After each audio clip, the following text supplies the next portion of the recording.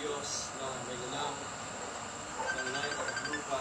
Kayo pong Diyos na may-ari po ng aming mabuhay. Kayo pong Diyos mula noon, ngayon at magpapayagad. Kayo pong Diyos na pinaka-makapangyarihan po sa lahat, na siya namin itinataas, siya namin dinalakila, at siya namin pinupuri at binibigyan ng karangalan sa aming buhay. At tunay nga po Diyos na kami po ay patuloy po na dumudulog sa trono ng biyaya. At salamat po sa privilege po ito na kami po, Panginoon, nagkakasama po ngayon, nagkakaisa sa amin pong pakikiramay o Diyos sa pamilya po na Brother Louis, sa kanilang mag-asawa.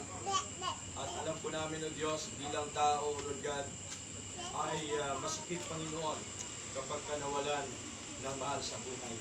Subalit, alam po namin o Diyos, na ang aming mga buhay, O Lord God, ay galing sa iyo. At kayo po ang may karapatan na bumawi po nito, Panginoon. Kaya salamat po, sapagkat kami po, Panginoon, ay masigla, malakas, at kami po ay nabubuhay dahil po sa inyong biyaya. Kaya, Panginoon, amin pong dinadalayan po sa inyo na nawa sa pamamagitan po ng aming pakikiramay. Pangunahan niyo po nawa ang bawat mga mahal sa buhay nila Brother Louis, Sister Rose, O Lord God, na sila po, Panginoon lahat, Panginoon, ay niyo po kapatagin, palakasin at pasiglahin sa kanilang buhay, Panginoon. At nawa, O Diyos, sa pagitan po ng mga salita, sila po nawa ay go forth. Sila po nawa, Panginoon, ay pagkalubano po ng kapayapaan. Sila po, Panginoon, nawa ay punuin mo po nawa ang kanilang mga puso ng pag-asa, Panginoon, sapagkat alam po namin, O Diyos, na kung wala po kami sa inyo, Panginoon, ay wala po kami magagawa, Lord God. Salamat po na marami at nawa sa amin pong pagpapag-asa ng inyong mga salita sa gabi po ito. Kami po inyong pangalan at turuan.